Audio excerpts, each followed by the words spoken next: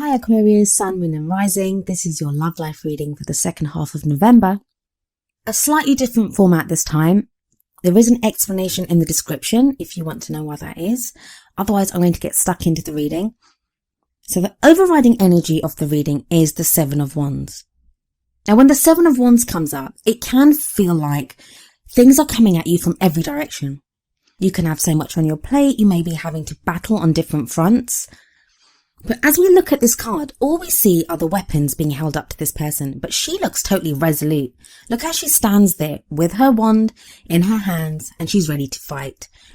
And I mean, it may be a lot to do with the fact that Mars enters Aquarius on the 9th of November. I am doing this reading on the 8th.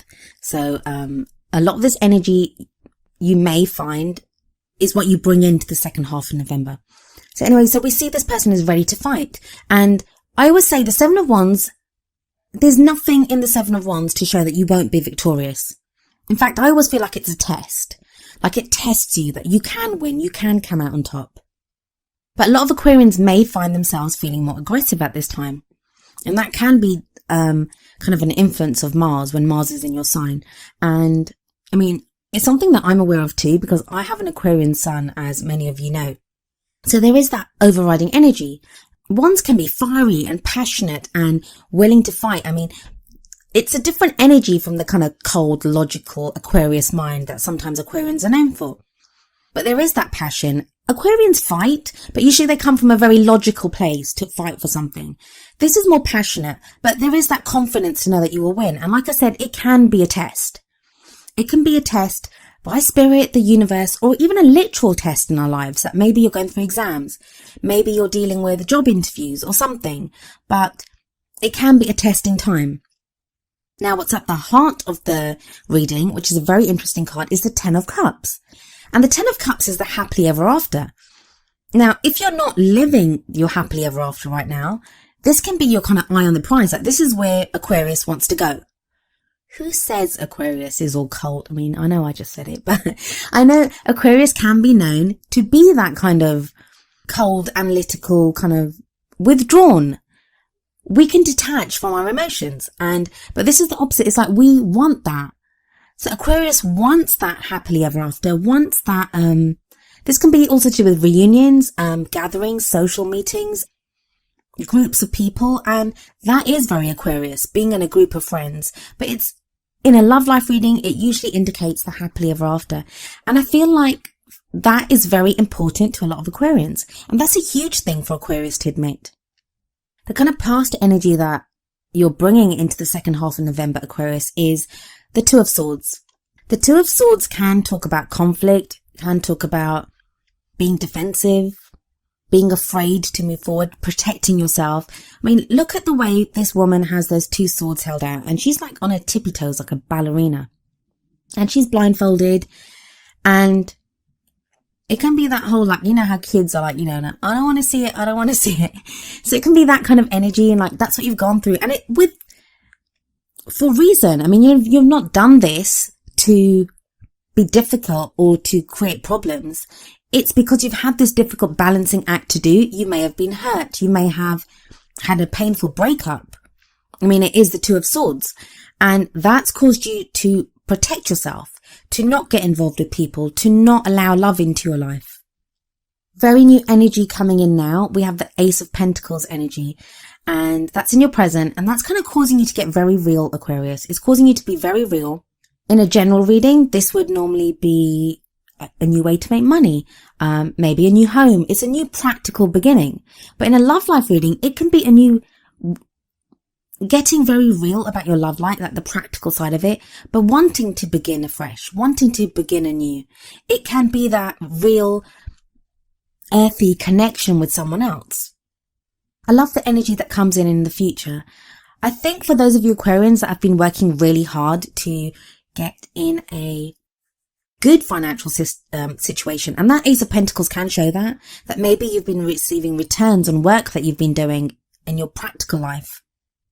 It feels like you've got your ducks in a row when it comes to work or money or savings or investments or whatever that type of thing is. You have your ducks all in a row. So in the future energy, you'll be enjoying that abundance. You'll have that there. You'll have mastered that side of like the practical energies of it. You'll be feeling more grounded. Whereas the Two of Swords in the past, you were not grounded at all. This Pentacles energy that's coming up with the Ace of Pentacles and the Nine of Pentacles, Aquarius, it lets you feel so grounded and more confident to open up. I mean, the Nine of Pentacles, it can show being alone. I mean, this woman's by herself there, but she's not afraid. Like, look at her. She's like got her huge kind of bird of prey in her arm. Like, that's not someone that's afraid. That's someone that's mastered that. She's mastered falconry at least. So, that's someone that's not afraid to deal with their more animalistic side. Like, the Nine of Pentacles can show a gilded cage sometimes. So don't be a loner, Aquarius. Like, get out there. If you've been done all the work, and this may be not just work, like job work. It may be work that you've done on yourself, work that you've done in a relationship. This is for singles and those people that are in relationships, that you may have been working so hard on the practical things that are needed within the relationship, or changes that you want to make within yourself. That's all done. You have the Nine of Pentacles. The only way to achieve completion of that. And the Ten of Pentacles energy is very similar to the Ten of Cups energy. It's that happily ever after feeling. It's that support and connection and, legacy. Building something, that future that you've always wanted. It's that kind of feeling. But the only way to do that is to get out of the garden. Like, this person's enjoying the abundance of their garden, but they need to get out of the garden and move on to the 10. And I kind of feel that's like with Aquarius, that you've been making great movements through a lot of your life. You've been stuck for a while now. I know that. But there is movement now, but it's like love life is still not falling entirely into place. But you have the Seven of Cups. Now, for some people, when the Seven of Cups comes up, I will tell a lot of people that, don't get lost in fantasy, don't get lost in delusions. It can be really easy to do that. Because we see this person looking at all the different cups, trying to figure out which one they want. And, there's all these different offerings and it's like, oh, I could have that or I could have that. I feel what this card says to Aquarius, though, is you will be indulging in fantasy and dreaming, but that's not a bad thing. Like, usually it's not a bad thing for you, but I don't think you're very good at it. And again, like I said, no judgment, because I'm an Aquarian myself. We work better with like logic and figuring out things. But when our emotions get involved, sometimes they can trip us up or they can confuse us ourselves. We may need to try to figure out what it is that we want from our partner, or what it is that we want from the person that we love. And if we're by ourselves trying to figure that out, especially the emotional stuff, we may not always come to the right conclusions or make the right choices. Which is why I think it's very interesting that the card that comes up, the Oracle card from the Romance Angels deck, is heart-to-heart conversations. Honestly discuss your feelings with each other. Now, if you're interested in someone or if you're in a relationship, now's the time to talk to them. Now's the time to really just open up about how you're feeling. Because otherwise you'll just drive yourself nuts with that whole Seven of Cups energy. It's time to open up about what you're feeling. Absolutely. And not just open up yourself, but listen to what someone else has to say. Maybe someone else wants to open up to you, Aquarius. Listen to what the other person says to you. That's going to give you the answers that you need, better than anything you could figure out yourself. Better than anything. So if you have the opportunity, please try to speak to the other person.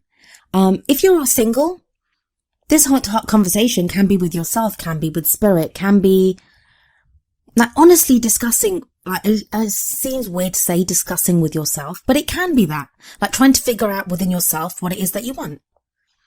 Get really honest with what you want. I mean, one of the things with the Seven of Cups energy is you can't pick all the cups. There's different things in all the cups. You can't have all of them. You can only pick one. So if you have more than one option available to you in love life, in your love life, pick one. If you're not sure what you want with it in your love life, it's time to start figuring that out. Like, you want your happily ever after. How do you want it? What do you want? Does that mean getting married? Does that mean living with someone? What is it that you want?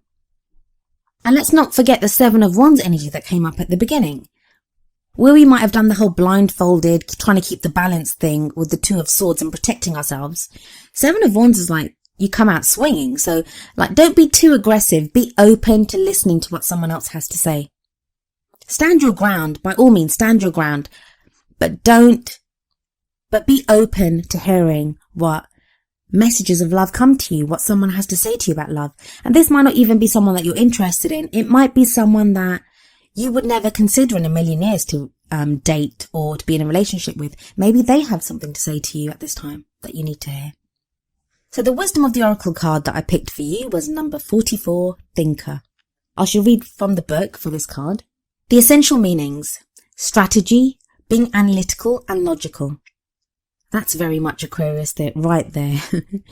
The relationship message is, love is not logical, but when you choose a partner, it is good to have things in common other than desire. This is a time to weigh the pros and cons of your partnership.